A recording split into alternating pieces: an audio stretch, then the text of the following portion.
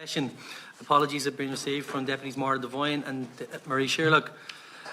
So welcome. I'm delighted to open the 15th public meeting of the Joint Committee and our third and final session on treatment, recovery and rehabilitation.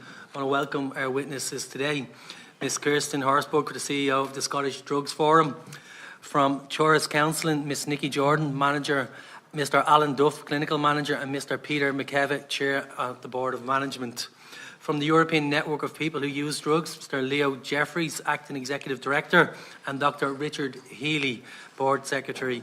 Dr Healy is also the lead researcher with Service Users' Rights in Action. From the Drug Treatment Court, Ms Nina Brennan, Assistant Secretary, Head of Circuit and District Court Operations, and Ms Fiona Wright, Principal Officer and Head of the Dublin Civil and Family Law Combined Office. You're all very, very welcome. Before we begin, a note on privilege. I remind witnesses and members of the long-standing parliamentary practice they should not criticise or make charges against any person or entity by name or in such a way as to make him or her identifiable or otherwise engage in speech that might be regarded as damaging to the good name of the person or entity. Therefore, if your statements are potentially defamatory in relation to an identifiable person or entity, you will be directed to discontinue your remarks. It is imperative that you comply with any such direction. I would also like to remind members of the constitutional requirement that in order to participate in public meetings, members must be physically present within the confines of the Leinster House complex. Members of the committee attending remotely must do so from in the precincts of Leinster House. This is due to the constitutional requirement that in order to participate in public meetings, members must be physically present within the confines of the place where Parliament has chosen to sit. So all opening statements have been circulated to members and will be published on the Oireachtas website after the session. As agreed, all witnesses will have 5 minutes to deliver their opening statements, so we'll allow plenty of time for questions from the members. I'm conscious of a wide range of issues will be discussed today. If necessary, further or more detailed information can be sent to the clerk for circulation to the members. And I should also mention to our witnesses that members will have to be in and out of the chamber over the course of the day, so please don't read anything more into that. So in our first opening statement, I would like to invite Ms Kirsten Horsburgh to deliver your opening statement on behalf of the Scottish Drug Forum. Ms Horsburgh is joining us remotely. You're very welcome and you have 5 minutes. Thank you for joining us. Thank you very much, and thanks so much for the invitation to speak today, and apologies that I couldn't be there in person. It's a real privilege to be here regardless, particularly because the conversations happening in Ireland and Scotland often feel really closely connected. Scottish Drugs Forum is the national membership-based organisation working to improve Scotland's approach to drug-related issues. And we influence this by striving for compassionate, inclusive, evidence-informed policy and practice. And we're grappling with many of the same challenges, so deeply concerning levels of drug-related deaths and harms, and an urgent need to build systems that genuinely improve people's lives. Last year, we were grateful to colleagues from Ireland who came to Scotland to speak at our conference, and those exchanges matter because they remind us that none of us are starting this from scratch, and none of us should be making these decisions in isolation. Scotland faces the highest drug-related death rate in Europe. It's no exaggeration to describe this as a preventable humanitarian disaster. And while the context is specific, many of the pressures will feel familiar here. Poverty, trauma, inequality, long-standing gaps in treatment and support, all compounded by drug laws that are outdated, restrictive and misaligned with a public health approach. Scotland's often described as progressive in its approach to drugs policy, and in some respects that is fair. We've made important progress in treatment, particularly through the introduction of medication-assisted treatment standards. These standards represent a shift towards person-centred care, faster access, continuity, choice and dignity, and they're helping move services away from punitive and overly conditional models. We've also expanded the use of long-acting injectable buprenorphine, and SDF's peer-led research in Scotland is already showing positive experiences for people. This matters because choices for people with opioid dependence are still relatively limited, and additions like this can make a real difference for individuals while being clear that no single medication is a solution on its own. Methadone, buprenorphine in all its forms and other options must all remain on the table, with treatment and wider supports shaped around the person, not the drug. But one of the key lessons from Scotland is that having the right policy direction is not the same as delivering real change. Implementation has been uneven and access still varies significantly depending on where someone lives. We also remain too focused on specific substances, particularly opioids, when the reality for many people is complex, overlapping use involving benzodiazepines, stimulants, alcohol and a range of other substances. And that brings me to one of the most persistent tensions in Scotland, the debate between harm reduction and abstinence-based recovery. There are strong voices advocating for abstinence-based residential rehab as the primary response to drug harms. Residential rehab absolutely has a place, and for some people it can be transformative. The message here is not that abstinence is wrong, but that choice matters. Effective systems recognise that people require different forms of support: harm reduction, stabilisation, residential rehab, or commonly a combination of these over time. It's also important to consider how we talk about recovery. Too often it's framed as something that only begins after substance use is stopped, or tied to the idea that treatment should always end. But recovery is far broader than that. It's personal, ongoing, and shaped by environment, connection, housing, hope, and dignity.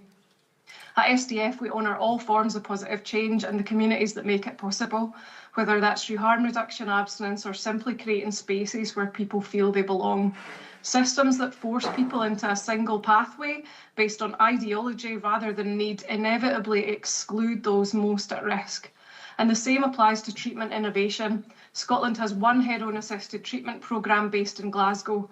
It's shown clear benefits for a small group of people, but one service in one city is not equity.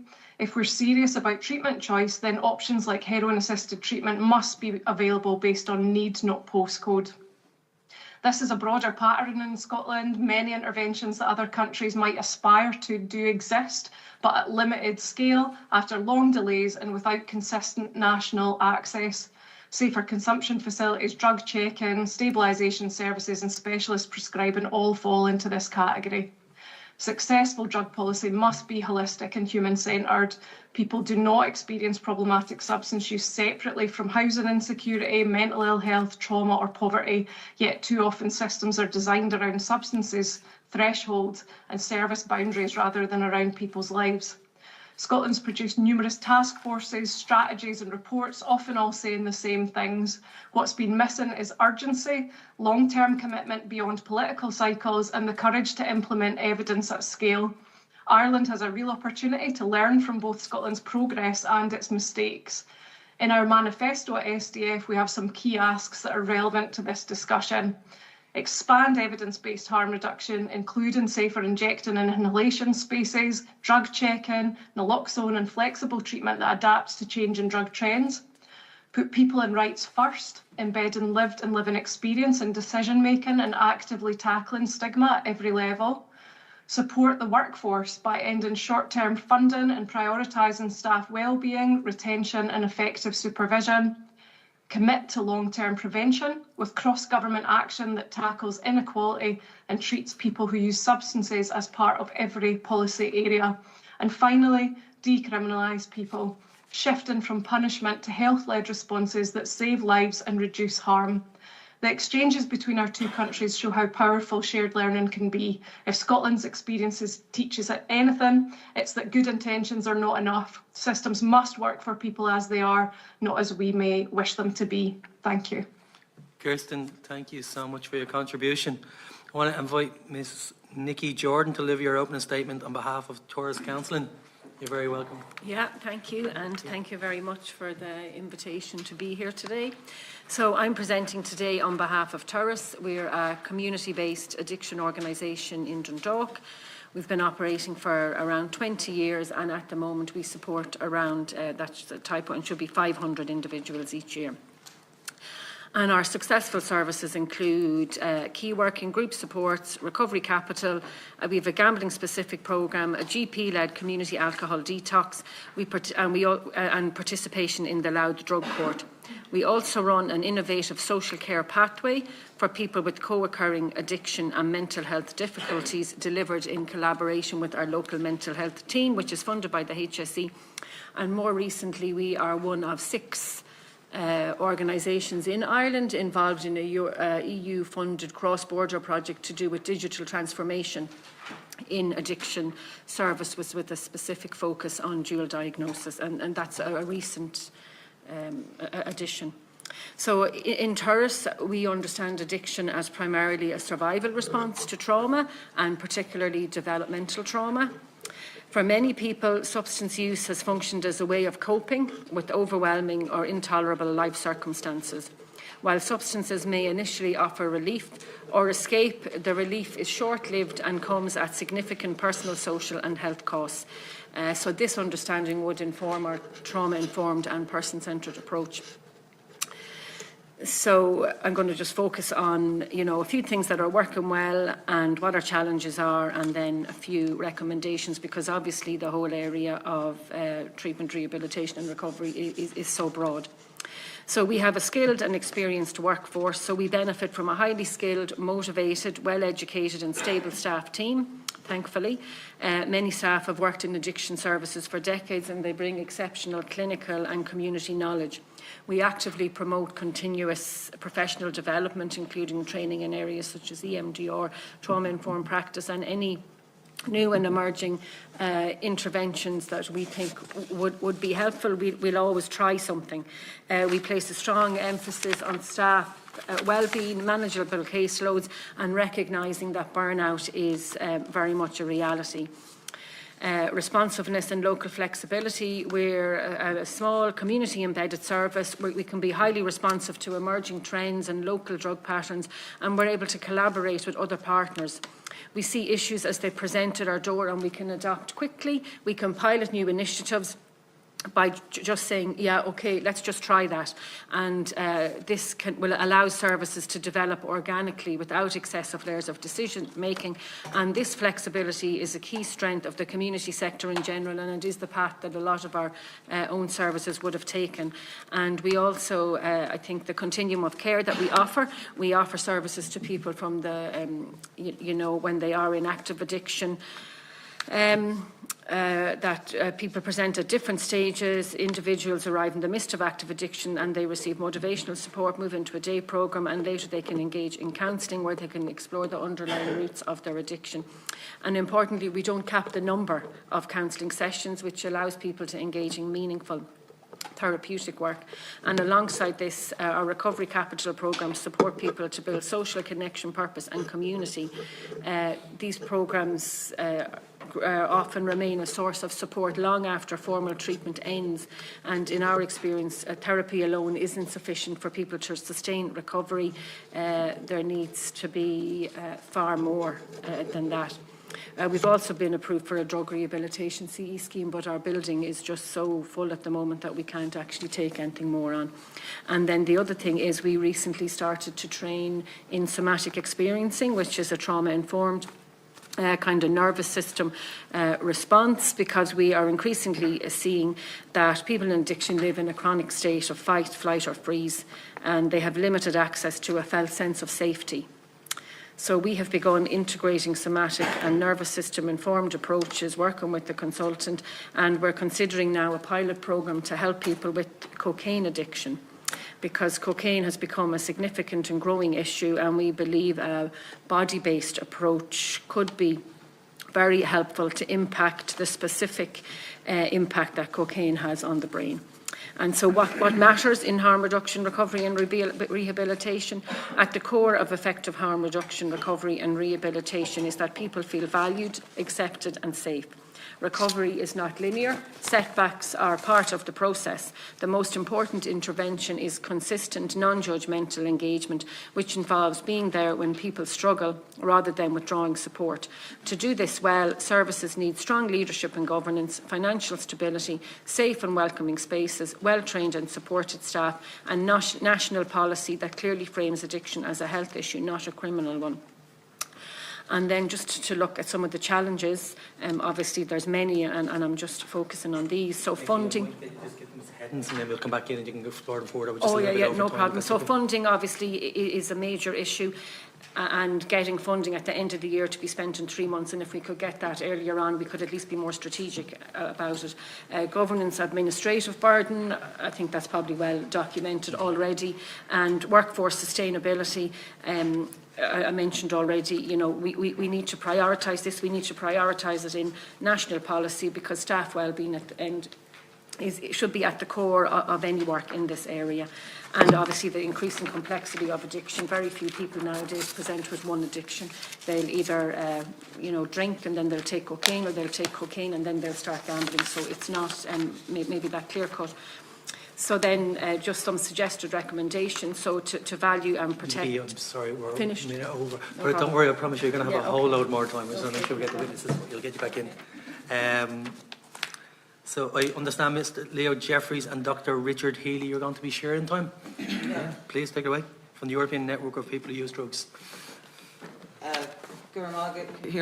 And members of the committee for having us speak to you today. My name is Leo Jeffries. I work with the European Network of People Who Use Drugs, EuroNPUD. So EuroNPUD is the regional network advocating for the health and human rights of people who use drugs in Europe and its neighbouring countries. Drug user rights, self-determination, harm reduction, safer drug use, the right of individuals to take drugs, an end to prohibition, and equality are our network principles. Self-determination speaks to representation, people with the most recent and relevant experience of an issue determining the policy on that issue. This means engaging people with living experience, people who use drugs, as opposed to people with lived experience, people who have but no longer use drugs. Wastewater analysis, back-of-house drug checking, these initiatives mean we spend hundreds of thousands to find out information too late to react meaningfully. In order to properly respond and advocate for our communities, policymakers, service providers, and people who use drugs need the most recent and relevant experiential knowledge of drug issues.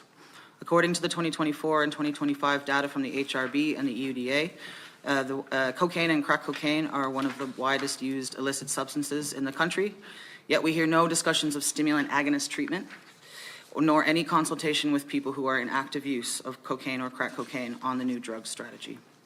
Recent cuts to funding and rising populist approaches have resulted in a threat to the existence of harm reduction globally.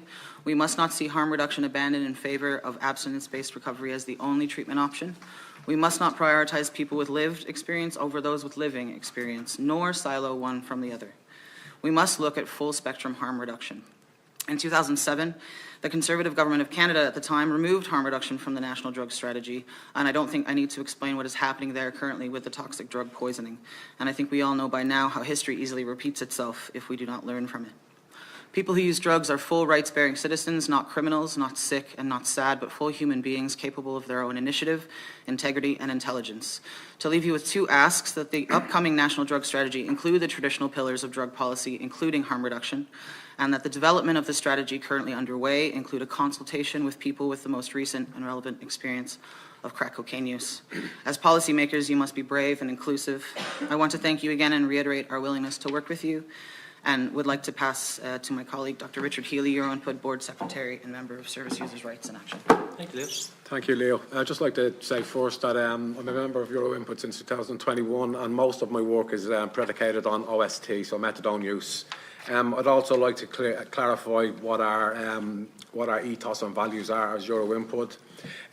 We do not advocate that drug use is always a rational decision, that all should take, nor that this can become problematic for individuals, families and communities. Rather, we believe that choice is essential, safe supply is essential, and that all adults should be sovereign over their own decision to use drugs, have choice in how to maintain their drug use or lack thereof, and that many service models are in need of radical overhaul to meet the complex, continuously evolving need of the contemporary person who uses drugs. We are here to discuss treatment and recovery today. The very essence of recovery in Ireland is firmly established, and it is usually underpinned by total abstinence, self-denial of identity, and in the case of opioids, frequently follows the traditional route of OST, opioid substitute treatment, of which methadone is the principal medication prescribed. The stark choice, if one could call it that, is methadone clinics, CE schemes, or medium to long-term residential care. Many of these are well-intentioned and work for a minority of clients. However, tangible success, measured and quantified by quality of life, is rare. OST, much maligned and stigmatised in Ireland, is arguably considered to be the hegemonic response to problematic opiate use, with current HSE estimates stipulating that there are approximately 11,000 to 12,000 methadone clients in Ireland, the majority of which are based in Dublin and the immediate surrounding areas. I would just like to give some of the demographics of the contemporary OST client, and this is taken from our own SURIA research. So,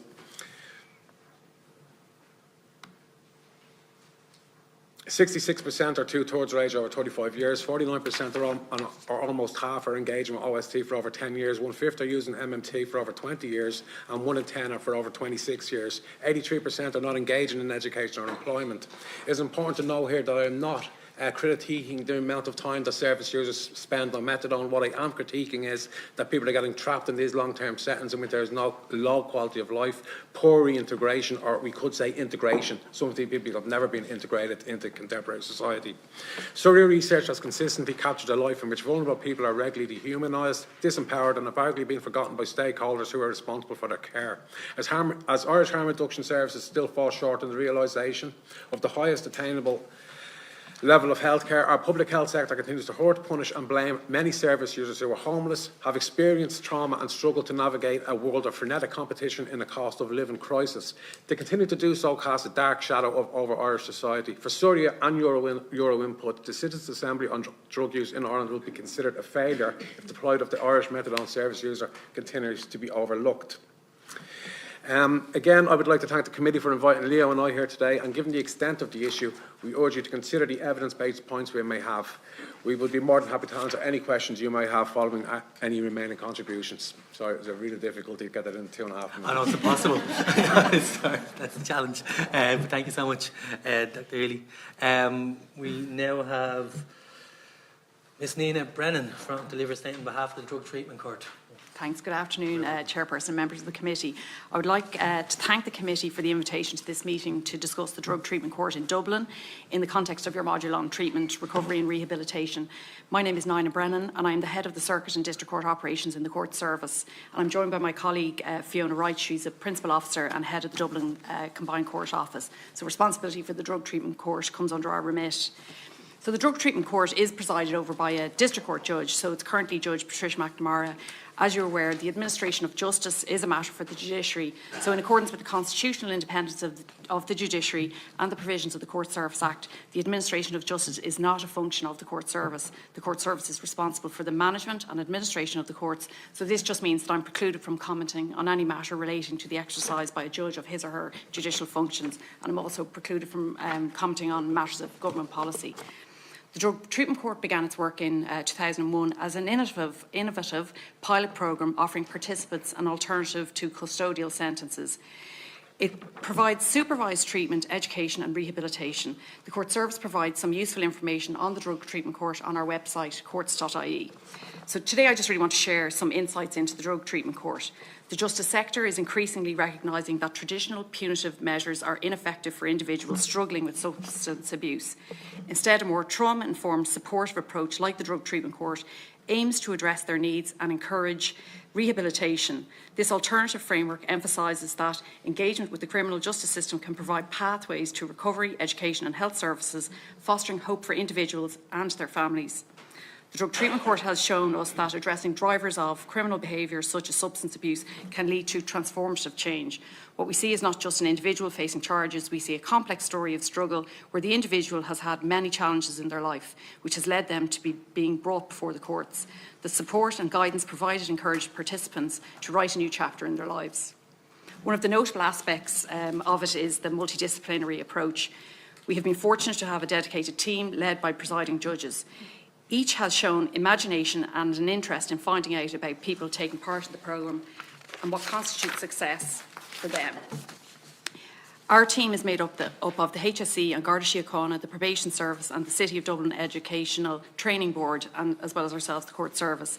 By meeting weekly to discuss each participant's progress, we reduce fragmentation and maintain a collaborative focus on treatment goals, whether it is reducing drug use, pursuing education or improving housing stability. Our team has recently been joined by the Anna Liffey project, which is being funded by the Department of Health, and they are offering additional support on site and assisting with securing treatment for participants in the programme. Individuals referred from the Dublin District Courts are assessed for their suitability for the programme. Participants engage in a structured treatment plan that progresses through 3 phases, bronze, silver and gold, with the goal of lasting change over 18 to 24 months. This journey begins with eliminating their primary substance use and engaging in educational or training programmes. Each phase builds on the last, encouraging participants to make pro-social choices and empowering them to work towards sustainable drug-free lives. Our programme is designed to be supportive and incentivising, recognising that everyone's journey is different and often complicated. We understand that success is subjective. Progress might mean reducing heroin use to cannabis use for one person, while for another it could mean achieving QQI certificates in maths or computer literacy through our education programme. Our goal is not just to avoid incarceration, but to foster a sense of responsibility, accountability and trust between participants and the court. This approach helps participants understand that they are not defined by their offences. They are individuals facing complex challenges, but they have potential to change. Our insight from the ground is that the programme works for those participants who take part in it. They can have many positive experiences and outcomes. We look forward to working with our partners to implement any relevant recommendations arising out of the recent review conducted by the Department of Justice, Home Affairs and Migration. This review was one of the actions arising from the mid-term review of the National Drug Strategy, Reducing Harm, Supporting Recovery 2017 to 2025. So just in conclusion, the Drug Treatment Court represents a compassionate and effective alternative within our justice system. It empowers individuals to take charge of their lives, reconnect with their families and reintegrate into their communities. Led by our judge and with the agencies working together, we are making a meaningful difference in the lives of those we serve. So thanks a million for having us here today, and we're happy to answer any questions. And I would just extend, we had some of the members of the committee came to visit the Drug Treatment Court yesterday, and we can extend that to anybody who didn't have the opportunity to come as well. So thank you. Yeah, thank you, Noina, and just on behalf of the committee, thank you for extending the invitation yesterday. I know that the members who were present had a really worthwhile experience. I'm sure you'll hear that yourself shortly. So we'll move over to members. We have 7 minutes questions and answers, and Senator Owen, you're first. Thank you, and apologies for having to leave in the room. There was a vote in the chamber on residential tenancies, which is not actually too far from some of the conversations I'll be having, funnily enough, in relation to drugs policy and how we treat people who use drugs. It strikes me, I don't know if many people have had time, it was only published recently, so maybe not to read the draft National Drug Strategy. And within the draft National Drug Strategy, which will go to public consultation, what it does is it removes recovery as part of the continuum of care and sets recovery as a standalone pillar within the National Drug Strategy. Now, I suppose some that might go, well, why wouldn't we do that? Isn't recovery great? And it's not what we're all aiming for, but it's a misconception, I suppose, of understanding in my mind that recovery incorporates all parts of the continuum of care. And what I'm wondering is if we risk doing a disservice, I suppose, to many services that are harm reduction led or that are prevention, intervention, whatever it may be. We see in the States the gutting out of harm reduction services if you're not quote unquote recovery led, and it's really impacting I suppose people's access to whether it be safe supply. There's executive orders now to, people have to be forced into treatment, and if you're engaging in any sort of harm reduction provision, well then you have to report because that person engaging of your service may be involved in illegal activity because they're buying an illegal substance. And so my concerns come from looking around the world and going, what is happening in terms of this conversation elsewhere, and how is that potentially a concern for us to make sure we stay on top of here. So I'm wondering if maybe Leo and potentially Richard and also Kirsten.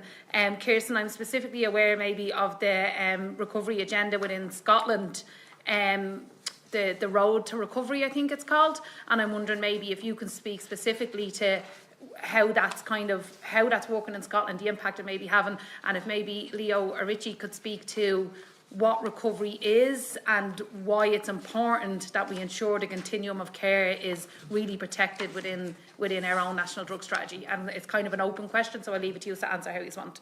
Kirsten first. Okay. Kirsten. Thanks very much for the question. So the 2008 strategy in Scotland was the Road to Recovery. At that particular time, I was working as a mental health nurse in drug treatment services, and I remember specifically the switch towards abstinence-focused work with people attending our services. And I think, national policy can really direct the way that services operate, because also, what comes with national policy is also where resources are directed. So I think this can be particularly problematic when we say any one approach is the right step to take. And we should never be telling people what they should be doing about their drug use. Our vision is that we work with people to work on the goals that they see as most important for them.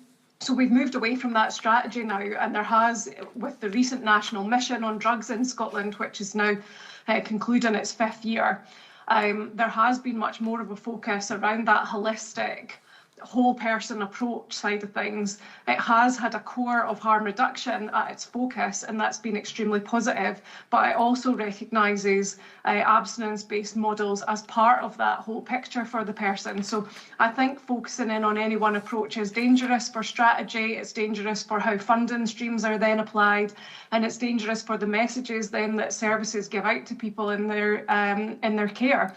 Because ultimately what happens is the conversations are more directed towards one particular route. So in 2008 for us, that was towards a drug-free society. So having to work with people with that in mind, I think it's very damaging to a therapeutic relationship where you're trying to work with a person. Thank you, and I think just to tie back, because I left that loose hanging about the residential tenancies bills, like where does that fit in? I suppose, Leo, what I'm specifically talking about there is that this idea of recovery focusing on a type of drugs or drug use, or where a person is in recovery, rather than the holistic kind of picture of people's lives and actually what they need in relation to improving their situations in a societal way.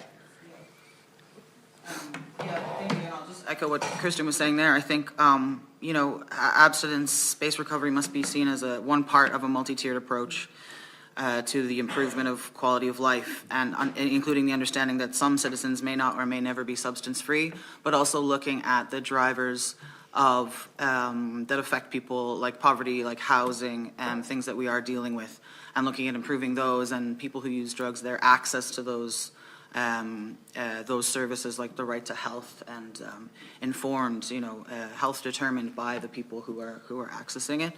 And I think also, like we're saying, harm reduction can't be lost as a pillar of our drug strategy and as our approach.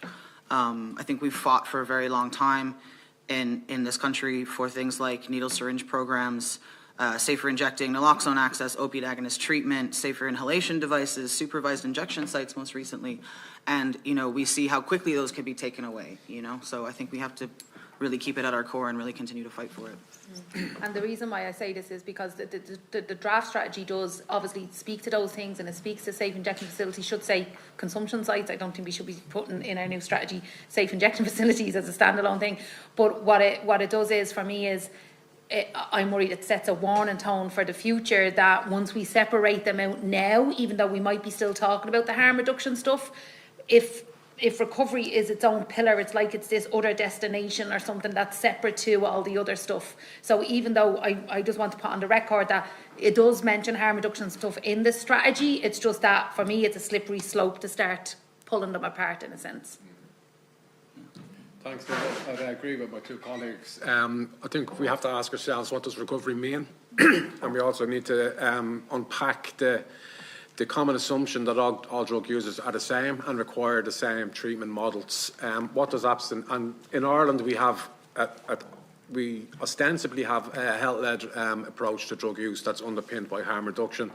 I don't believe we are using harm reduction properly in Ireland.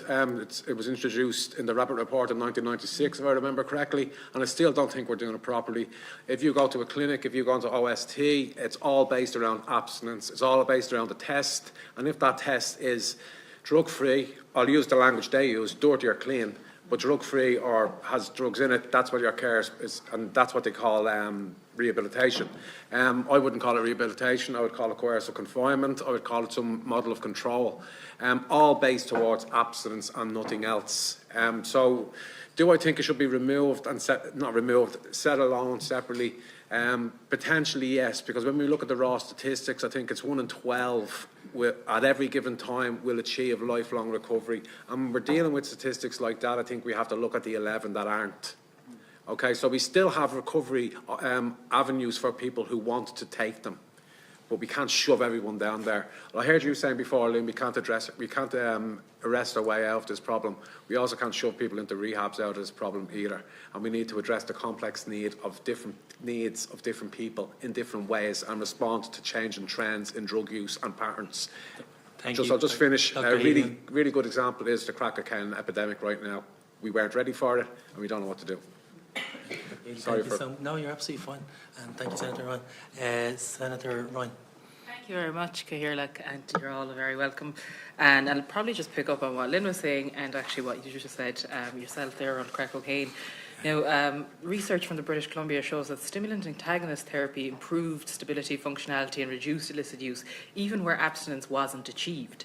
And that research also questions whether abstinence-based RCTs outcomes are accurately measured as to what works in terms of, from the user's perspective. Do you think in Ireland our model is too abstinence-focused rather than like the quality of life indicators? Because like you said, what works for me could be abstinence, but what works for Anne could be just reducing her use, or maybe switching from heroin to cannabis, and that's her path to recovery. So do you think our model is too abstinence focused?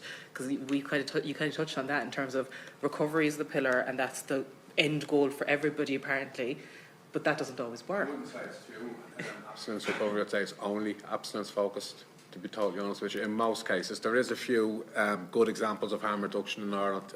There is a few, but as you go further into that journey, it all points towards total abstinence and no alternatives. In my experience, anyway. I was sent to a well-known rehabilitation centre at the age of 19. I was dipping my toe into drug use. I'm just going to go and live a bit of lived experience here. I spoke to a few guys who've been down there a long time, and I remember speaking to one guy, and he said, I've been on drugs X amount of years, I'm down here 6 months, and I don't think I'll ever take drugs again. And my answer in my head was, I hope that doesn't happen to me. I wasn't ready. You know, so we can't keep people, we don't have the resources to be sending people into these places who aren't ready, but we do have to have the avenues into them, of course, if that's the decision that that person wants to make. So I wouldn't say we're too focused, I'd say that's all we focus on. Thank you very much. And actually around the naloxone bit, so peer-to-peer naloxone models have shown to have increased reach and saturation at a take-home naloxone, particularly in obviously hidden populations, so we know that exists. What do you think the barriers are in law or in practice that are preventing Ireland from scaling this peer-to-peer or even having it properly? I think the current legislation around naloxone, I think it could very much be pushed to change by the Irish state. I know that there are EU laws as well that govern medications, but I think that each state has a kind of a driver or an impetus to change the legislation. We see other countries in Europe, I think Italy and France have naloxone kind of over the counter, you know, so there are other European states that are implementing this, and I think we could easily move towards it. And I know the new national drug strategy does talk about widening the access, but we just need it in kind of a timely manner. And also with the peer-to-peer distribution that you talk of, I think the privileged access of peer distribution can't be understated when it comes to these types of, you know, life-saving medications. Absolutely. I think the strategies, strategies are, I think, just things on paper. If they're not enacted, it's just words. And we've seen that time and time again, especially around drug use, I think. In terms of the drug treatment court, apologies I wasn't there yesterday, I had work in the chamber. But I suppose given the trauma, the court's trauma-informed multidisciplinary model, why hasn't it been expanded beyond Dublin for the last 25 years? So it's still in a pilot phase. So the drug treatment court is going to be in 25 years this year, but it's still only in pilot phase. So the expansion of it, I suppose, it's a funding matter. In 25 years they haven't indicated. It's been reviewed a number of times. I don't know if you want to add anything. Yeah, it has been reviewed a number of times, and recommendations have come from those reviews which have been implemented within our control. There's certain numbers of those recommendations we can't implement for various different reasons. But it's been considered following those reviews to continue it in its current format, and the next review that has taken place and will be published very soon has further recommendations. But it hasn't been considered to be expanded outside of Dublin. There has been a little bit up, and I know in County Louth they do, and it's very much judge dependent. They do a bit up there, and down in County Cork there has been a judge who has kind of dipped his toe into doing a bit in relation to that as well. But it hasn't expanded outside of Dublin for various number of reasons. Facilities being one, but there's various reasons. Okay, and what would you like to see it expand? Do you think it would be, I'm sure it would be beneficial across the board to expand it to other services? Because if it's judge dependent, you'd think that it could be, like the discretionary thing where it's up to the Garda to decide whether to give you a conviction or give you a warning or send you, like, if the judge doesn't like me or if I'm in and out of court all the time, what's to say the judge is just going to throw me into jail and not give me the chance to go to a drug treatment court or to access that? Well, ideally, it would be nice to see it expanded around the country, but we don't have the resources or the facilities to do that or to accommodate it at the moment. I mean, it's very much contained in Dublin. It's for people who are within the Dublin Metropolitan District only. But we have a multi-agency team working in Dublin that hasn't been set up outside of Dublin yet. And it would be nice to see it, but we just don't have the resources or the funding for that at the moment. So is it up to the department to fund this and scale it, or well, I mean, Justice Department? Yeah, considered. so the review has been done by the department or led by the department, so they are our parent department, and in terms of rolling out something nationwide. And I think if you were to look at even the numbers that go through Dublin, they're low. So we run district courts throughout the country, so we probably have 100 and something locations. Would you have the volume? You know, you 100% need all the full wraparound for it, but you have to get the right people. I think every time it's really people-centred, and if people aren't ready to go in voluntarily into drug treatment court, they're already before the courts, they're already in the criminal justice system, so that it's, you know, they have charges against them at that point. So in my head, it's not like, it isn't just a money thing, but there is the logistics of would you get the throughput, because it has to be physically located. I don't think you can do it necessarily virtually, like in its current model. Like, you need to see a nurse. You know, there's things you have to do. Thank you, Senator. Deputy Burke, you're next. Thank you very much, and thank you for your presentations and for the work that you are doing. Kirsten, you referred to in your statement about Scotland faces the highest drug-related death rate in Europe.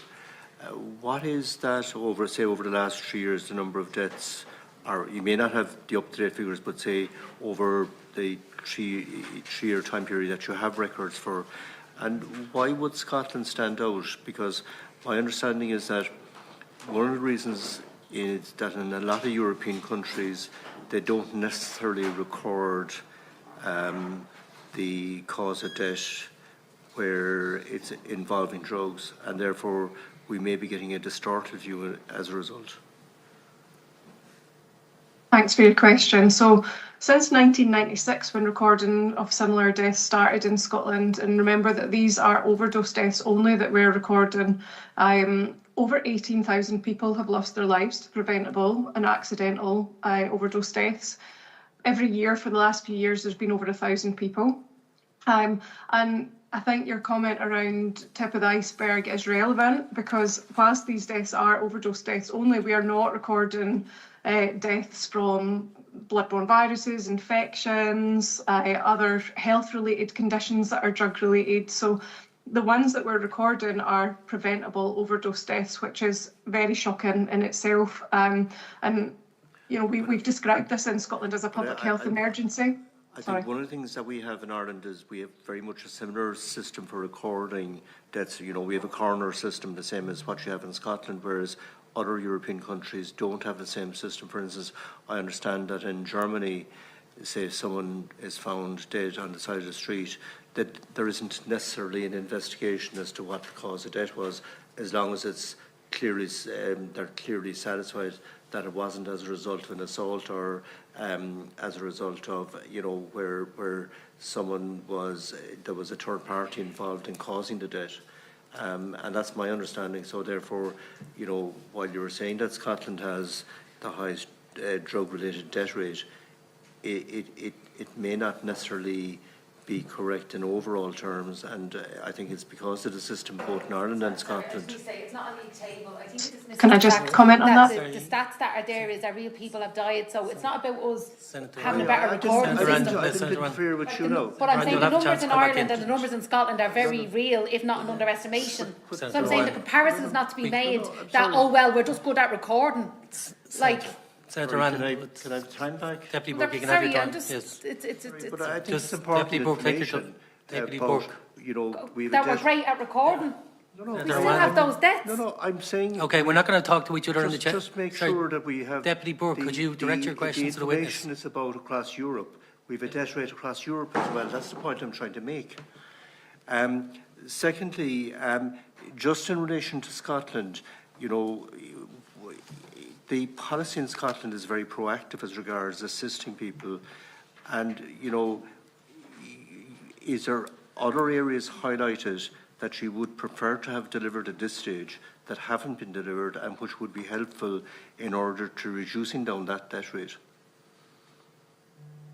So I'm just going to come back quickly on that comment. So yes, while there may be differences in the ways that the deaths are recorded across European countries, we're most similar to the Scandinavian countries, but regardless of how these deaths are rated, and I think the points that were just being discussed there, which I could pick up, is we have over 1,000 people every year dying from accidental preventable deaths, which is shocking. I think the other thing that we could be doing better in Scotland is, rather than tinkering around the edges with pilot projects and waiting years to see if there's any effectiveness, is being led by the international evidence base and introducing things at scale. We've described this as a public health emergency in Scotland, but our response has been far from an emergency. So there are lots of things: drug checking, safer injecting, safer inhalation facilities, and a broad range of other things that we could be doing at scale and at pace if we really were serious about making a difference here. But do you have one central agency kind of working with, different, different units around the country, or is it a case of a number of different organisations providing the support in different areas around Scotland? Yeah, so each area, each council area in Scotland has an alcohol and drug partnership and health, so it's like a health and social care set up. And they'll all get funding and they commission their services depending on their locality and what's required. But there is national resource as well available, and has been through the national mission in terms of producing national resources, but it has been very postcode based. But there is a mostly health-led treatment services, NHS health-led treatment services across the country, and we would like to see much more of a third sector involvement in that. So there are variations in each local authority across Scotland in terms of how services are provided, but it's mostly delivered through alcohol and drug partnerships and the NHS. Thank you very much. Leo, I just want to ask you a question there. You referred to Canada and the change there. What was the change that you think has contributed to the adverse outcome there? What in particular has caused that adverse, or a higher death rate, etc.? Yeah. Thank you for your question. I think, like I said before, there's multiple drivers, when we're talking about preventable overdose deaths. But like I mentioned in my opening statement, in 2007, there was a very real move by the Conservative government to remove harm reduction from the drug strategy. And then it was kind of a bit of a domino effect. You saw the safe injection site have to go to the Supreme Court in 2008 to stay open. Luckily, they were able to stay open. And then you saw things like heroin-assisted treatment being trialed but then stopped.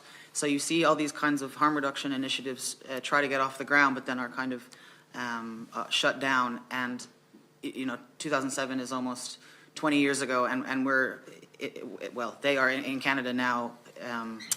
I think they're in a place that we can learn from. The reason I ask you the question is, yeah, what did they do that we need to be careful that we don't do here? They removed harm reduction from the strategy, and I think that we need to be very careful that we don't let go of harm reduction and we don't silo it from this idea of the improvement of quality of life, and we only link that to recovery and abstinence-based. I think we need to look at the whole picture, including housing, including access to health, including connection to community, including engaging people who are in active use of drugs, and not maybe excluding them just because of their drug use. Giving them spaces that they can talk about their drug use. The safe injection site now in Merchants Quay, you have people coming in there and they can talk about their drug use in a strengths-based way, or in a positive way, saying, my injection patterns have changed a bit because I have this safe place to use. So looking at that strengths-based approach. Does that answer the question? But are you saying Canada now they don't have supervised injection facilities? They do, but a lot of them are actually closing now. So they've been closing in Ontario. They're They've actually been going closing the in opposite British direction. Columbia. They're closing. Deputy Burke, we'll come back to that. Your time is up, if that's okay. Sorry, basically there was 2 minutes taken off my time. Okay, take 30 seconds and then we'll... Okay. But are you saying that how long were those supervised injection facilities running that they're now, you're saying they're closing down? Are they there with a number of years? Yeah, there are still some that are existing, but they are being closed down, and we're looking at different provinces moving to involuntary treatment, or Saskatchewan moving back to one-to-one needle exchange. So you're seeing kind of a rollback in these harm reduction approaches that have been proven to work and are evidence-based. Thank you, Mr. Jeffrey. Kristen, just could I Sorry, come back? Deputy, I really have, we've been strict on everybody's time. I'll give you back to 30 seconds. Thank you very much. Deputy Graves. Look, first of all, I want to thank you all for coming in today, and I know time is short in terms of question, but we'll have read all your submissions, so, you know, if you think you're just, Nicki, I'd like to ask, and I know you were cut short, just in terms of your submission, one of your recommendations, and it's for the National Drug Strategy, is, and I have to say I agree with you, is to protect community-based flexibility and responsiveness. And I'd just like to know how you see that being achieved and what you feel the roles of the task forces are. If you've read the strategy, you'll kind of understand where I'm coming from. I just think in our experience working in a community organisation, there is a move towards maybe bigger organisations taking over some of the work of smaller organisations, and that's not to knock bigger organisations. They have a value and a purpose, but small organisations are less maybe able to fight than bigger organisations. They're less resourced, but often the work that they're doing is so much more vital on the ground, and they have more of a vested interest in a community. And I've seen it in our own area where there has been tenders for work that's been ongoing, and bigger organisations who the work has been ongoing, and a bigger organisation has got the tender who hasn't been doing the work, and then the community organisation isn't doing it anymore. And I think it's just that if we don't make a conscious decision to protect community, grassroots, smaller community organisations, that inadvertently they will all be subsumed by larger organisations. And, you know, I think it's systemic, it's institutional. I don't know if there is an agenda or if it's just, you know, by chance these things are happening. Obviously, larger organisations are able to have better economies of scale. They may have people who are able to do grant writing for them, or policy people. You know, I've worked in large organisations, there's not knocking them at all, but I think there is a big importance and a big value in a conversation been had about this, because it is an ongoing issue. And I think if nothing is done, nothing will be done, and community organisations will be gone. Yeah, no, I agree with you, and I do think, having read the strategy document, there is that proposal to push everything back into the big machine that is the HSE, and in terms of funding, you know, the person that holds the purse strings is, you know, takes the lead. So I'm going to come back to Nina yesterday, and thanks for hosting us yesterday. It was really, really good, very eye-opening. And I know Nicole raised the question of rolling out the pilot further afield, which I think would be a great idea. Just wondering, is that something that came up in the recommendations on the reports that you've been done before? Like, has there been a recommendation to roll? I'm thinking of bigger cities, you know, the Limerick, the Corks, everything that could really do with, because I do think it's a great service.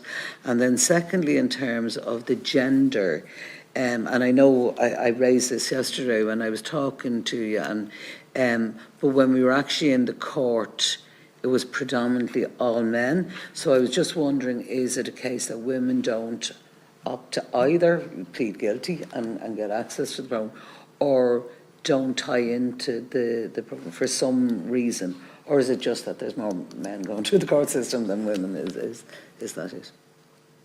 Yeah. Well, in relation to the recommendations, any of the reviews that have been done heretofore have solely concentrated on the Dublin Drug Treatment Court. So any of the recommendations have been for Dublin solely. So there hasn't been, excuse me, anything to recommend it going further beyond that.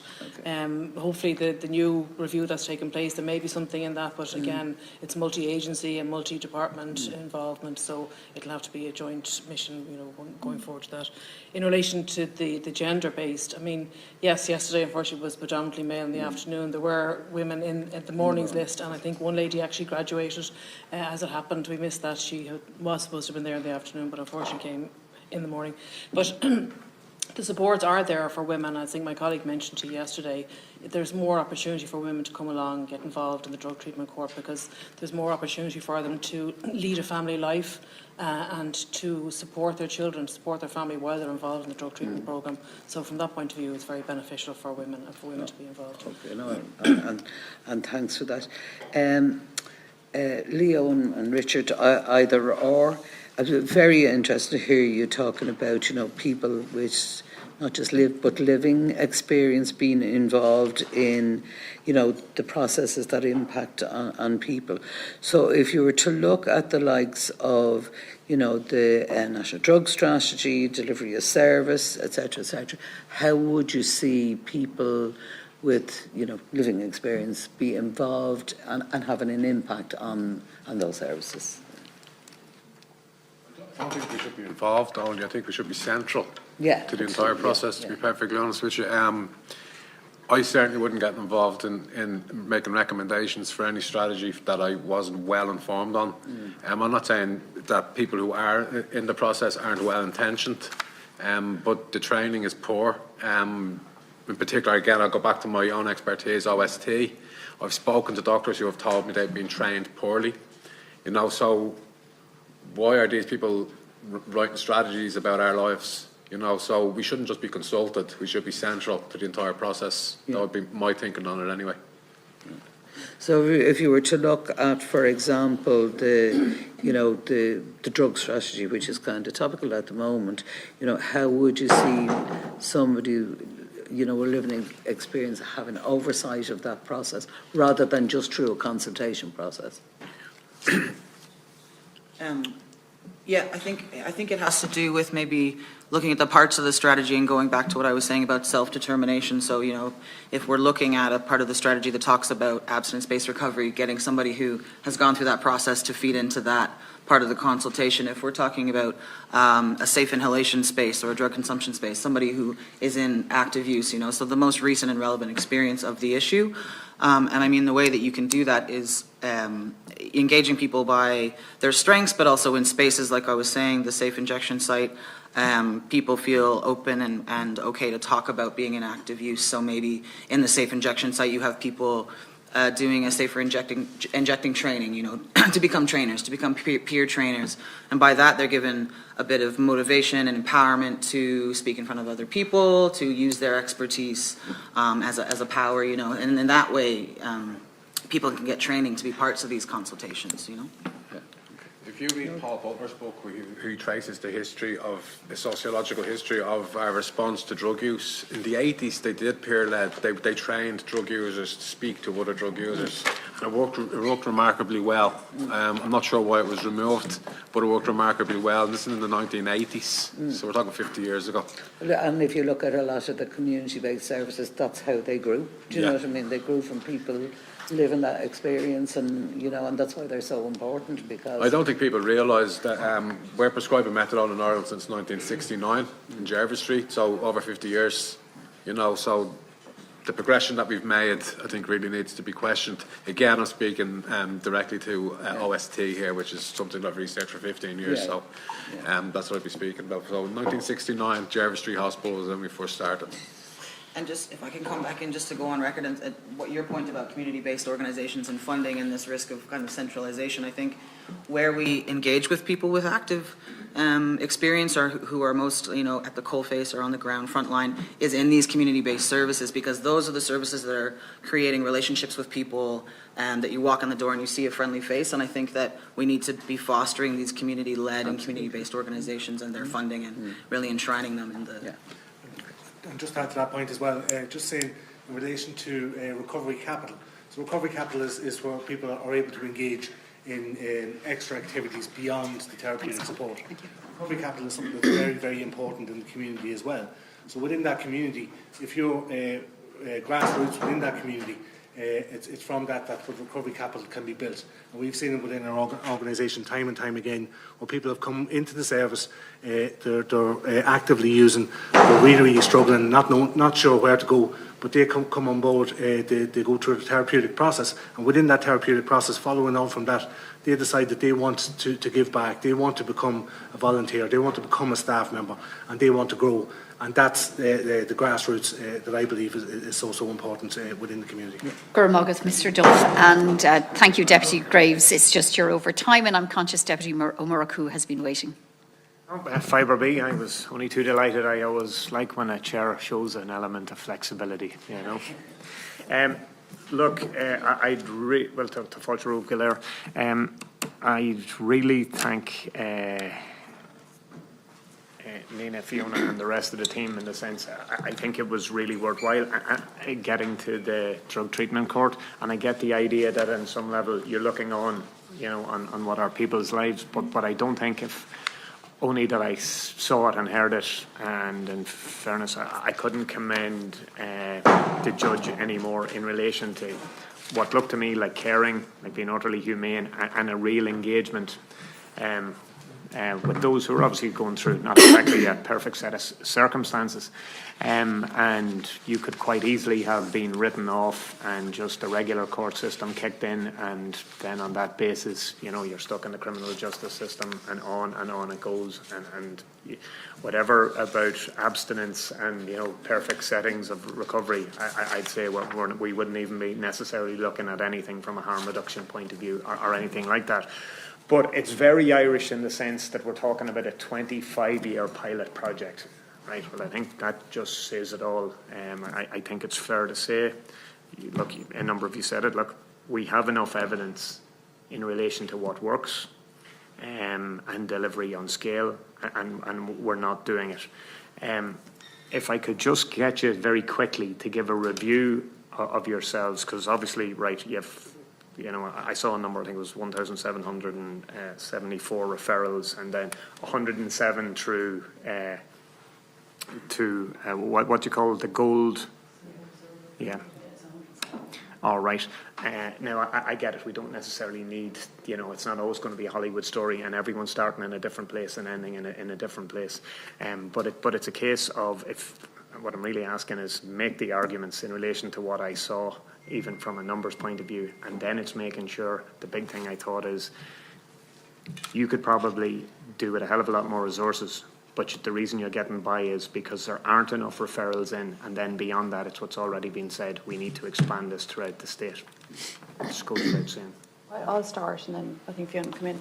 Like, say, for example, on that last referrals piece, the judge is actually doing a webinar today with her colleagues in the district court, where she'll present on the drug treatment court and answer any questions and answers. So that's one of the ways that the judge is proactive in actually trying to get colleagues to think of the programme when somebody suitable is before them.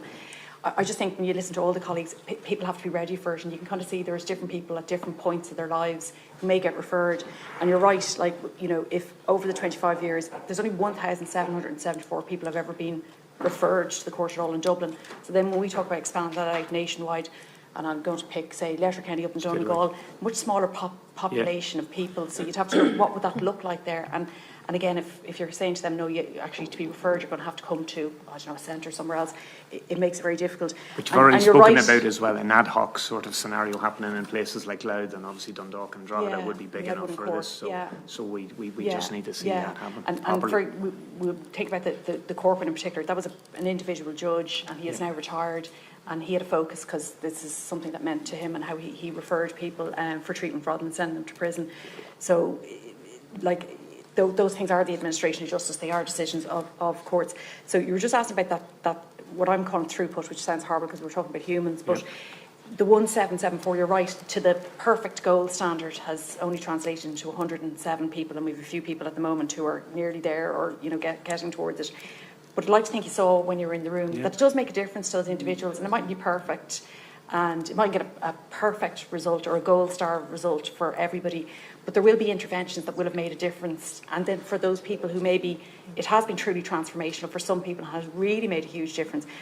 But I wouldn't Might only be the first step in a underestimate journey. I wouldn't underestimate even some of the, we'll call them what might appear smaller pieces, whether it is a woman who's able to not go to jail and stay with her family and her children and maybe move into education.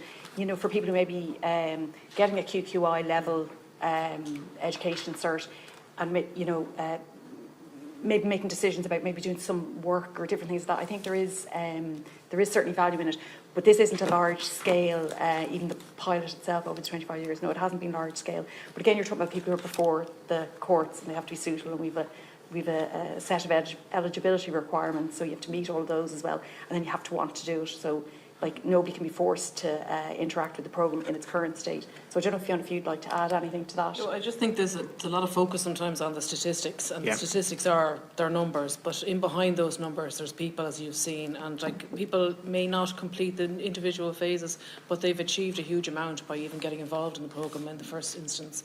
They've done the QQIs, as Nina has already said, you know, they've participated, they've wanted to participate. It may not have worked out for them for various different reasons, but you know, behind those figures there are more figures of people who have taken that first step to make an improvement in their lives, and I think and it's all very subjective, we can't. No, I get that. But see if you're improving your life, you're improving your family's life, Yeah, exactly. and see if you're also you're reducing even the harm that is being done by, you know, for wider society. It's all a win. And again, you can make the gold standard at some other point in your life, but you're definitely on the road. Yeah. We have a drug court in Louth for the last 8 years. That was set up by a judge there at the time who had an interest in it, and then he retired and another sitting judge came along and she continued it. And, you know, it has worked very well, and it would divert people from criminal justice into ourselves or a similar project, the Red Door in Drogheda, and they would come to us then for support. And I think a lot of the conversation actually kind of ties in with the whole conversation around what is recovery, because one of the, I suppose, challenges of it was that, you know, the gold and the graduation was abstinence, and not everybody can achieve that. Somebody could come off like 30 benzos a day plus and still want to smoke some cannabis every night, and in the eyes of the law it just wasn't enough. And so, you know, in the real world, it's phenomenal. Exactly. So it does tie into the bigger picture, but I think the drug court has been very successful in Louth, and I would echo what you're saying about the small interventions and the small changes, because whatever intervention is made, it's better than someone not coming at all. And I don't know if you have anything more to add. Okay. Thanks. Sorry. You're a few. Well, no, you didn't. Well, here, what I was going to ask, for an example, like obviously I know Nicki and Alan, I'm aware of some of the work that they do, and it was literally just to talk about the sort of people, because I've seen the feedback that you've got from multiple people who've been through your service, and some who've gone on to do really great things with yourselves and wider in community. That was not the case when they would have started on their journey, and if you could just go through a bit of that, because in fairness, I would be stuck if it wasn't for yourselves and others that obviously like we can deal with. And I know, like, you know, this kind of work, it might sound dramatic, but it can be life or death. And people do come and say, you know, if it wasn't for Turas, I'd be dead. And I think, again, that goes back to the whole kind of community ethos and the fact that we have so many different elements to our service and different things we can do. And even we had a sober socialising night there recently, and we had 25 people at that, which I think is quite a success. And there are people who would have come through our service and people who are no longer linked in with our service but still feel part of the wider work that we do. And I mean, you might have some other stories. It's just the fact that we walk across the continuum of care, and it's so important to walk across that continuum of care. And I hear other voices that I'm just echoing as well, to say that maybe harm reduction is where the person is at that moment when they do present, and it's something that's very, very important for that person right there and right within that moment. But then there are other people that want to become abstinent, and that is their goal. And it's about taking the person when they present and however they present, and providing that support, however little or big it is. That old saying, bring a horse to the water, you can't make them drink, but at least know what the water is for future reference, so they can come back to you. They have that familiar experience of meeting someone that listened to them, that expected them, that respected them, that did respect. Yeah. I think that's the thing. So it's about seeing people coming in and not being afraid to present, not being afraid to make that first step of walking in that door. What's this going to be like? And then it's from that we have kind of developed, as I was saying earlier, the recovery capital, was it's not just coming into this clinical setting where you walk in and you sit in the chair and say how you feel. It's about doing walks and talks, nature therapy, body work, recovery cafes, sailing into wellness. It's about having all these other options that you meet the person where they present, not where you feel they have to be. Margaret, Alan, thank you. And it's my speaking slot now. And apologies, I had to go to vote. So thank you all for being here today. And specifically, thank you for the visit to the drugs treatment court. It was really impressive, really impressive to see it in action, to see a court operate in a trauma-informed, human-centric, but individualised way. I was really struck by that. You know, the lack of presence of legal representation, so people are there participating in a collaborative way. The fact that you have not just the Gardaí, but the educational officer and the probation officer and the representative from Lear, like that's really powerful. And the judge herself, I thought, demonstrated great respect and humanity. And that's not an easy balance to get when you're in that position. And as a consequence, everybody who was in front of her responded with respect as well. So I think of the 1,774 individuals who signed up for it or committed to start it. There are 1,774 people who weren't sent to prison. That's a success in and of itself. That is a success. And, you know, the recovery journey and that is different. It's a different pace for everyone. And I really think the judge, seeing it in practice, seeing how she went through their various indicators, like you can see that there's stats and there's, a structure and a format behind this, and there's a measurement taking place. But at the same time, it's recognising the human frailties and the human challenges. And that's incredibly powerful. So, and it's great to hear that Louth has been operating a drugs court. And I get the point that you're making, Nina, about, in more rural parts, there won't be as many cases. So dedicating, all of the resources to having a dedicated court in every jurisdiction may not be appropriate. But we need more than what we've just got in Dublin, and appreciating that, there's criteria that has to be met, and not every individual will be a candidate for the drug treatment court. But what is needed to get us to a point whereby, at least in the major centres, like I'm thinking Cork, Limerick, Galway, Waterford, that, is that the model that we should be looking to get, to have drug treatment courts operating in those big centres? Or is it just a case of teaching the model, not, promoting and instructing the model to judges that are operating in satellite courts? And maybe not, I think the once a week thing is very important, but obviously in terms of the individual's engagement, particularly in the first phase, but I'd like to hear what needs to be done to actually take it from a pilot, put it on streamlined funding, and have it available more widely, because access to services locally is really important. Yeah, no, I'd agree with that. Local access is really important. I think if you were to look at I'm going to call it our funding model, and it's probably a generous word for it, like each agency itself is funding the people to go in. So there isn't like an overall programme of funding that runs drug treatment courts. So if an individual judge was to want to do it, they probably are pulling on local services and local charities, counselling, thing, like that's all done in a much more local piece. So if you were going to mainstream it, like it's like anything, you have to invest, you have to have dedicated people, dedicated funding, dedicated facilities. I think are very important. So you would have seen the facilities we're working from at the moment, but if you were to replicate even, we'll pick a number, 6 centres around the country, I really think to do it properly you need to have appropriate facilities and places where people can come to, and you can run a court out of a room that looks less like a court, if that makes sense, if it's going to be to try and divert people. Like you'll see, for example, we don't run that court out of the Criminal Courts of Justice, which is, our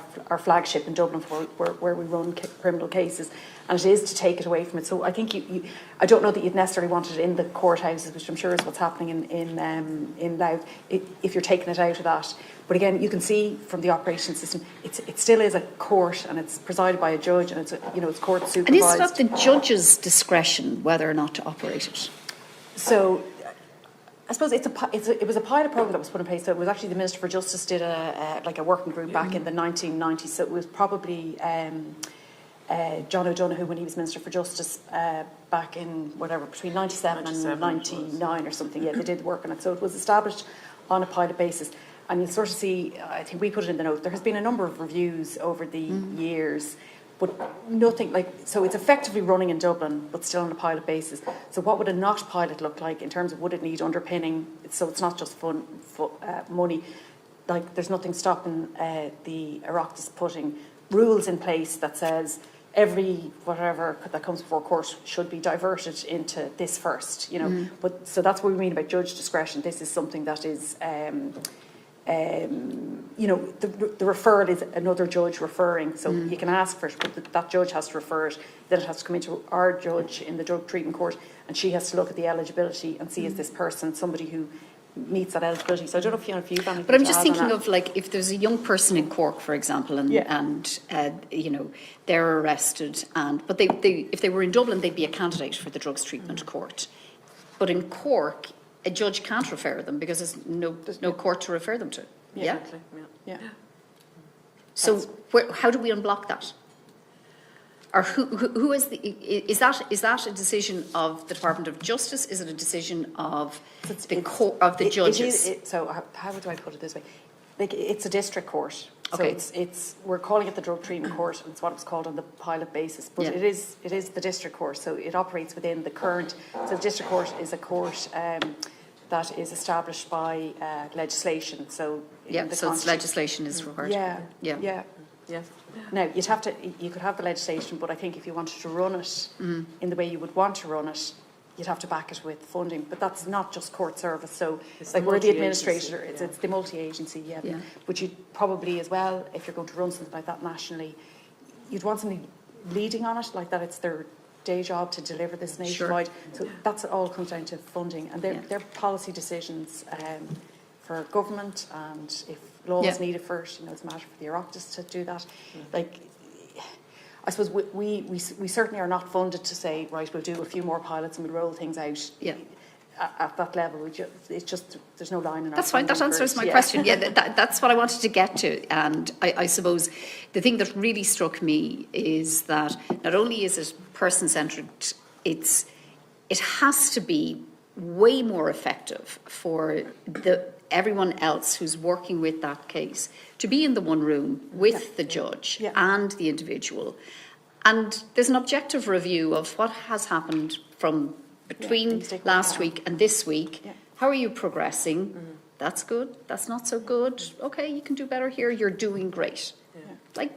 That's real feedback, real time, and it's individualised to the individual. It's not anonymous and abstract and irrelevant. So, ideally, in the dream world would be to have a purpose-built facility where all the agencies are there. At the moment, they're travelling from the HSE nurse travels to Green Street, the Gardaí travel to Green Street, the CDT, ETB travel to Green Street. So ideally to have everybody in the one facility operating full time around this, and having the court there as well, in not so much of a formal court setting but more of an impersonal sort of setting. That's the ideal situation, but that takes implementation obviously, and funding and policy and legislation. Okay, Gurmagat for that. Our next So we have a second round, 4 minutes. And Senator Rowan, Thank you. you're first up. Thank you. It's kind of more a couple of comments maybe just on the conversation. I think I'm sure the Deputy wasn't happy with me interrupting him, but I think it's important how we talk about things and how we, what questions we ask and why we ask them. I think, you know, having a conversation where we talk about, well, maybe Ireland and Scotland only have the highest rates because elsewhere doesn't record them adequately, rather than why do we have people dying of overdose in our countries, right? That's the question for me, and that's why it bothers me so much when we're going, well, is there a way we can jig this around where we're not the highest? You know, if only the others recorded better, we won't be in that, as if it's a league table that we somehow need to fix, rather than actually ending preventable deaths in the country. And that should always be the primary goal. And I think it's interesting. I think, Nicki, it's great you brought up the community front-facing services. I don't think we necessarily need centralised services in a place. The community services exist right across the country. We need to be able to include communities in the referral processes so that people are able to engage locally in their education services, in their CE schemes, in whatever other need that they have in relation to housing. Like there is the services there within communities. If that integration piece was a little bit better, maybe with how those referrals are made, maybe not necessarily the addiction nurse if they're HSE employed.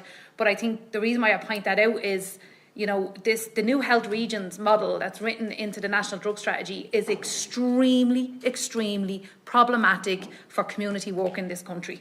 Extremely problematic for community work. The merging of task forces is extremely problematic. It's a centralisation. It's a pull back towards the state. It's a pull back towards how close can we get decision making, autonomy, funding decisions, what programmes we can and can't run. All of a sudden they're going to have to be decided by someone higher up in the HSE, rather than people that are working on the ground in the likes of Turas and the likes of the other services going, this is what we need, this is what we're seeing on the ground, this is how we're responding, we're going to put some of our funding over there to respond to that.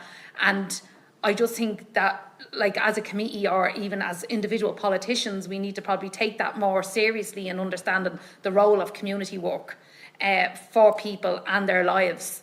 Beyond just drug use. So I'm wondering if you want to comment or say anything more, I suppose, on the importance of, it's not about the state going, oh, well, we consulted with community and now we've told them what to do, so it's community led, but that actually community development itself has been gutted out of this country for many years. So this is just another extension of the privatisation of community development, really, for me. Does anybody want to respond? Yeah. Yeah, no, I totally agree with everything you're saying, and I think, it's what to do to stop it, because if as you said about the new strategy and amalgamating task forces and all of that, and I suppose that the big, it becomes so much more difficult because a lot of the work we've done, we've just said, yeah, let's try it. We didn't even have decision making. Somebody would just say, like, we had some funding to do something new with cocaine, and we were going, okay, what will we do? There isn't a lot of training out there. And Alan said, what about somatics? And I was like, oh yeah, we'll try that. None of us knew what it was, but now it turns out that it's actually an amazing way of supporting people with addiction, and an amazing way to help people to kind of feel ease and safety and things that we often forget about, like what's happening in somebody's body. And there's so much research now about how trauma is held in people's bodies. So that's just an example of the things you can do and the paths you can go down if you have autonomy to do them. And when everything is set out in an annual plan with quarterly targets and KPIs, that's grand if you're a robot. It doesn't really fit into human beings, and certainly not people with addiction, because people with addiction, relapse is just part of it. And recovery is different for everybody. Recovery for one person could be they're always going to take some level of drugs, and for somebody else they absolutely want abstinence. So it's even about having a space to have the conversations and to be able to take these things into account. But we definitely need to do something about the community. Thank you. Thank you. Kirsten, I understand you had indicated you wanted to respond. If that's okay, yeah, Absolutely, thank you. please do. Yeah, so I'm still getting over the shock that a service that's doing good for people would still be classed as a pilot after 25 years. But I just wanted to talk about some of the involvement of people with living experience there, particularly in relation to how we create these strategies and these processes, and then we consult with people after. So just wanted to reiterate that point made by Leo and Richard earlier, that people need to be involved at the very start. So when we're even thinking about a strategy, we should be incorporating people's views at that very point and helping to guide and shape things going forward. It's not something we do incredibly well in Scotland, but over the last few years we have seen a lot of improvements in terms of how we listen to people who are currently using substances. We support engagement groups across the country in a sort of you said we did type style with the local authority areas, so that people can get practical responses from local areas about the issues that matter to them. And at the core of everything of that is, for over 20 years, we've had a peer research programme, and that really helps us get to the reality of people's situations in local communities and what we need to improve going forward. So peer research models are so valuable in terms of getting to the root of the issues and the recommendations for what we need to do. Thank you, Kirsten. And Richard, you wanted to... Peer-led research projects. As part of SURIA, we traced the progressive realisation of the right to health from the Economic, Social, Cultural Rights Covenant. And we produced 5 research reports from 2015 to 2024, tracing that progression, because it's Article 2 is that you cannot not regress. There has to be progression through the realisation of these rights, each one of them. Article 12 is the Art of Health, so that's the one I'm discussing. In our 5th research report, we trained service users to collect their own data of their peers, and they were paid surveys. Okay, so this would never pass an ethical committee in a college. Okay, but we done this. I wrote up the research. We got the most precise and realistic analysis that we ever got, but what followed from that was the empowerment piece. So I presented the research in IREC, and many of the men and women who collected the data were in attendance. And to see pride on their faces to actually be included and be allowed to share their own voice was something I've never, ever seen before. Now, there's 5 of us in SURIA. We all joined in 2012 as fairly dysfunctional drug service users. One returned to work after being out of work for 20 years, and the other one got a master's, the other one is now working in addiction services, and I completed a PhD. Through being empowered to allow my voice to be heard, and then to bring that into the policy landscape like we're being invited to today, to instigate change in policy. And that model was being asked for all over Europe. It's sitting on a shelf somewhere here. No one wants to read it, no one wants to listen to it. Okay, thank you. Deputy Graves. Yeah, just very quickly, and it's more kind of a statement than questions, really. So while the strategy, the drug strategy, doesn't really fall under the remit of this committee, the recommendations of the Citizens' Assembly does, and where they, intertwine is of course of concern to all of us. And everybody that's on the committee is here because it's our area of interest, and it's something that we want to do as well as we can. I do agree with what Lynn said. I have huge concerns because I think those that are on, at the coalface, those that are lived our living experience, those that are in community services, service providers, etc., weren't really included in and it's something that's been raised on numerous occasions. They weren't included in the drafting of this document, and I think that's a big mistake, and I just hope that people get together and they, when the consultation is launched, get your spoke in and do it as clearly as possible. I've also serious concerns about the funding model for the future. And how that will impact on, not only the task force but local service provider. And the thing that's missing from the whole kind of drafting of the strategy and everything else is what all of you have spoken of. What we saw in reality yesterday is, compassion and dignity for the people. Do you know what I mean? And not just, you know, how do we deal with this problem and how can we write it up and how we fund it and all that. And I think with the funding lying outside of the drug task force and the people that are on the ground, that will take away that acknowledgement of, you know, any little step is progress, you know. And we don't live in an ideal world where someone's going to wave a magic wand and just because you go to a service, you're going to be cured. Do you know what I mean? That doesn't happen, you know. But we have to recognise that the steps that people make, you know, whether they sign up to work, whether they get in contact with the service, but whatever they do is a step forward, and you know, it's a willingness to kind of, well, I want to do something about this, you know. It's not always going to work out, but the fact that people take those steps, I think, has to be acknowledged. And I think by moving it back into the big departments, and funding is always the key, you know, that will have a very negative impact on, you know, on everybody. But let's see, you know, we're only at first draft, so maybe there'll be, you know, chances for everybody. But thanks again, everyone. You know, really appreciate you coming in.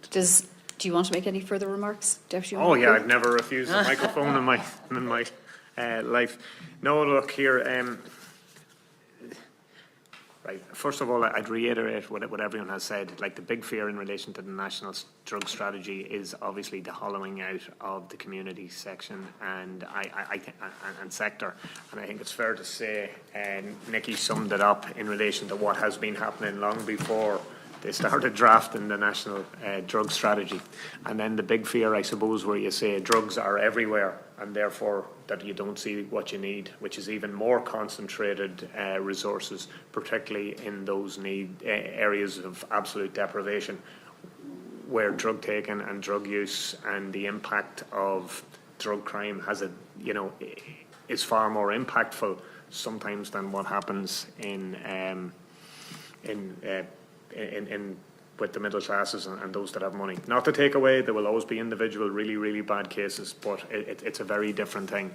You know, generally you grow up in a middle class home, it's unlikely that you're going to be doing runs at, 12 or 13 and all the rest of it that goes with it. And you won't fall into even some of the drugs at a very early stage. Anyway, as I say, that goes without saying. But the big thing that has been said at almost all these meetings is we already know what to do. We just won't actually do it. We know the issue. So I'm literally just going to. I'll start here and we'll finish over here in relation to what needs to happen from it's a resource point of view in relation to making real change. You know, whether we're talking about here opioids, but whether you're talking about benzos, whether you're talking about crack that's absolutely everywhere at the minute. And that's before you talk about cocaine. Which there's no bar in Ireland where people aren't using the toilets for that at the minute now. So that's it. Well, it's kind of a big ask. Oh no, I'm not asking you to solve that. I'm thinking just in relation to, what I mean, Turas itself. It's the big ask that you have at this point in time. Yeah, I mean, we run our whole service for 470,000 a year, which is really very little. We're always tight for money, but obviously, I think community groups can be protected, if we could get, we get extra funding at the end of the year, you have to spend 3 months later, and there's no you can't plan. If we could get that extra money in advance, I think staff wellbeing needs to be promoted, and I think. Obviously, look, we've waiting lists. Look, there's so many issues, and I don't want to always go back to funding. Funding is you can't operate without money. I mean, you can't do it without money, and you can't operate if you don't have staff that are, feeling good themselves as well. So I suppose they would be the two key in protecting the community organisations. Yeah, and I'd be saying, but very much echo everything that Nicki's saying, in the sense as well that one of the challenges that we have is that there may be small pockets of money that becomes available. But if small pockets of money becomes available, that doesn't always come with staff members as well. No. So what's happening is there's more and more being put on less and less people to do more and more. You kind of feel that there's money there available to be able to help and support people, and I want to do that. But as staff members, as Nicki was saying, just echoing very much so, that people are taking more and more and more on for less and less and less and less, and then there's less additional staff members. And sometimes that money comes with constraints that don't make it easy either. I think look at maybe funding a small piece of clinical research, peer-led research on stimulant agonist treatment. I think that's an achievable goal that we could look at in Ireland, especially because you're talking about crack cocaine and cocaine being an emerging issue. Try to get some Irish-based data on that maybe would be an achievable goal. And I think also to maybe start to think about, incorporate this idea of harm reduction capital. You know, we hear a lot about recovery capital, and we were hearing a lot about connection, you know, and what's important to improving someone's quality of life, and it's that reconnection piece to something to make the person feel empowered, and maybe look at that around peer training of, you know, training peers on how to be safer injecting trainers or naloxone trainers, you know, that kind of thing. Looking more at, I suppose, empowering or capacity building for the peer workforce in Ireland. I would have two things to say. I think we have to start realising that not every person who takes drugs needs recovery. Okay, in fact, the vast majority don't. Okay, and I'm talking about different types of drugs here. Yeah. Okay, so, and we are concentrating on everybody though. We're treating everybody the same. We're chasing everybody through the courts and things like this. So we think we need to realise that very, very quickly. And number two, I think we need to, I don't know how we would do this, but I believe that the treatment of people who use drugs is aligned with the social construction of the drug user. I don't believe there's a TD in this room that doesn't agree with everything that we're saying, but I think that they will lose the confidence of their constituents if they say certain radical things that need to be done. I think it's all based around the social construction of the drug user. I've traced it in my own research.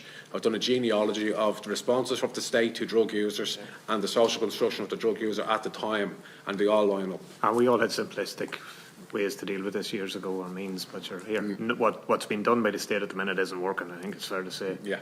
So. Yeah, thanks, Deputy. I had three sort of closer points, just listening to everybody today. I think for the drug treatment court, I hope you saw that multidisciplinary approach really works. So it wasn't just our colleagues like in the guards and in the probation service. So it's not just the justice sector people, education, health and things like that. So that's a valuable thing. And like, it is still a pilot, so what can we learn? Where could we go with it?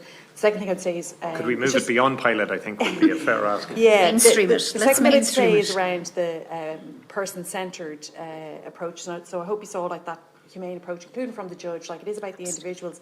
One of the things that we've worked very hard on in the court service as civil servants is to be trauma-informed, practice-trained. I think that's, you know, I've done the training myself. At least it assists you to try and be more understanding, and so I hope you saw that in terms of certainly my own colleagues in the team that were there from the court service. And that final bit is around potentially that mainstreaming bit. We are awaiting the publication of the review that the Department of Justice has undertaken, and so we're waiting for the outcome of that review. So it will, I will understand, we'll have a set of recommendations.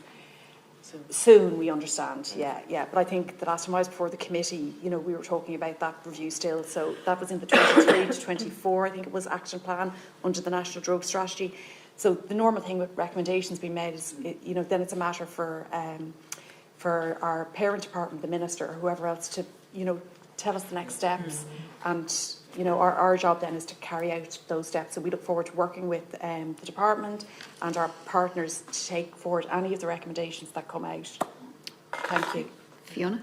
I just echo what Nina has said, you know, and I mean, I think he saw yesterday full hand the passion of those involved, of my colleagues, and I commend them for that. Like, they've really taken on board.